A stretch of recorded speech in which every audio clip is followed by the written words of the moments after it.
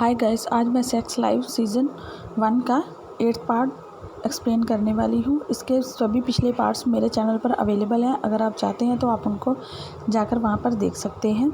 और जहाँ पर हमें बिली दिखाई गई है जो कि ब्रैड के साथ काफ़ी खुश है और उसके 3 बेबी भी हैं। लेकिन फिर हमें दिखाया जाता है कि ये सिर्फ उसका सपना था और ब्रैड और बिली अभी भी वहीं पर ही खड़े थे जब ब्रैड ने बिली को प्रपोज़ किया था और शादी के लिए। लेकिन बिली उसको कह देती है कि मैं जानती हूँ कि मेरी शादी में काफ़ी प्रॉब्लम है, लेकिन फिर भी मैं इनसे लड़ूंगी और मेरी लाइफ काफ़ी अच्छी है और मैं कूपर से बहुत ज़्यादा प्यार करती हूँ, इसलिए मैं उसको नहीं छोड़ सकती। और इतना कहते ही वो ब्रैड को वहाँ से भेज देती है। लेकिन ये सब कुछ ऊपर से कूपर भी देख लेता है। उसको बातें तो नहीं सुनाई देती, लेकिन वो ऊपर से देखता रहता है। फिर अगले दिन बिली कूपर को उठाने जाती है और उससे बात करने जाती है और सब कुछ सॉर्ट आउट करने की कोशिश करती है। लेकिन कूपर कहता है कि मैं खुद से नज़रें भी नहीं मिला पा रहा हूँ। तो बिली कहती है कोई बात नहीं, हो जाता है ऐसा, तुमने मुझे धोखा नहीं दिया। हाँ, अगर तुम मेरी पीठ पीछे ऐसा करते तो मैं कह सकती थी, लेकिन वो तो मेरे सामने हुआ ना। कोई बात नहीं, हो जाता है, कभी कभी हमारे मन में अंधेरा होता है। तो कूपर कहता है कि मेरे मन में अंधेरा नहीं था, लेकिन तुमने भरा मेरे मन में। तो वो कहती है कि मेरी अकेली की गलती नहीं है। तो वो कहता है बस मैं कुछ नहीं सुनना चाहता। और तभी हमें बिली दिखाई गई है जो कि एक नया लैपटॉप लेकर आती है और उसमें वो अपनी नई जर्नल लिखना स्टार्ट करती है, जिसमें कि वो ब्रैड को गुड बाय कहती है हमेशा के लिए। और फिर वो उसके बारे में कुछ सोचती है और फिर वो अपनी नई ज़िंदगी के बारे में लिखना स्टार्ट कर देती है कि कूपर के साथ वो कितनी खुश है। और फिर जैसे ही वो अपने बच्चे को स्कूल में छोड़ने जाती है, तभी वहाँ पर उसकी फ्रेंड भी आ जाती है और वो अपनी बेटी को बिली के बेटे के साथ खेलने से मना कर देती है।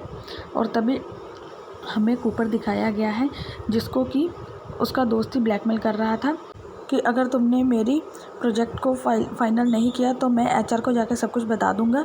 और जहाँ पर बिली ट्रीना के पास आती है और वो उसको कहती है कि तुम दूसरों को क्या कर रही हो, सभी फ्रेंड सर्कल में तुमने क्या फैला रखा है कि तुम्हें वो सेक्स पार्टी में मैं लेकर गई थी, जबकि इसका उल्टा है कि तुम मुझे वहाँ पर लेकर गई थी। तो ट्रीना भी उसकी इंसल्ट करके भगा देती है।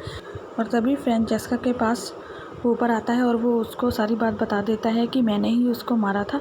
तो वह कहती है कि मुझे एचआर को बताना पड़ेगा, मैं अपनी पर्सनल फीलिंग को इस सबके बीच में नहीं ला सकती। तो वो कहता है ठीक है।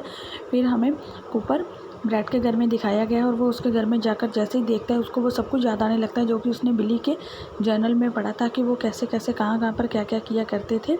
और फिर वो उसको कहता है कि तुम मेरे बच्चों को संभाल लो तो मैं बिली को छोड़ दूँगा, लेकिन मुझे इस बात की गारंटी चाहिए कि मेरे छोड़ने के बाद तुम बिली और मेरे बच्चों का ध्यान रखोगे। तो ब्रैड कहता है कि तुम तो उसे छोड़ दोगे, लेकिन वो मेरे पास नहीं आना चाहती, वो सिर्फ तुम्हें प्यार करती है। और वो उसको सभी अच्छे तरीके से ही समझाने की कोशिश करता है। और दूसरी तरफ बिली अपने बेटे के कंपटीशन में जाती है जहाँ पर कि उसकी सभी फ्रेंड्स उसको इंसल्ट करने लगती है कि तुम्हें सिर्फ सेक्स से मतलब है और कुछ नहीं चाहिए। तभी वहाँ पर कूपर आ जाता है और वो उन सबको डांटता है। लेकिन तभी वहाँ पर उसका दोस्त डेविड भी आ जाता है और वो कहता है कि तुम मेरी बीवी से ऐसे बात नहीं कर सकते, तुम्हारा कोई हक नहीं है।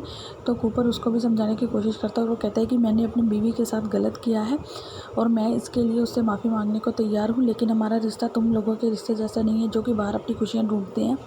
और वो उन दोनों की भी काफ़ी इंसल्ट कर देता है।